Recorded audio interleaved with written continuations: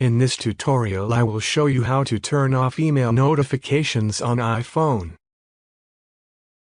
If your iPhone keeps buzzing or lighting up every time an email comes in, it can get pretty distracting. Luckily, it's super easy to turn those notifications off. Just open the Settings app and tap on Notifications. Scroll down the list until you find Mail and tap it. From here, you can switch off Allow Notifications at the very top if you don't want any email alerts at all.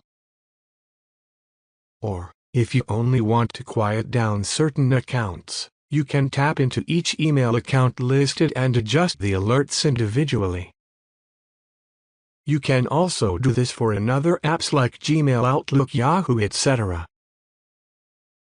And that's it, no more constant pings from your inbox. You can always come back and turn them back on if you miss them.